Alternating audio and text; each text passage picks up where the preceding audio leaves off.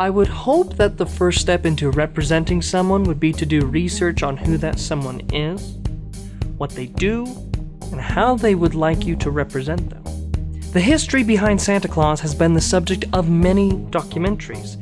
There have also been documentaries made about the history of Christmas. These two subject matters are intertwined and can be extensively researched. I strongly suggest that anyone wanting to represent Santa Claus study two very specific documentaries. They are so important that the links to these I have included on this site.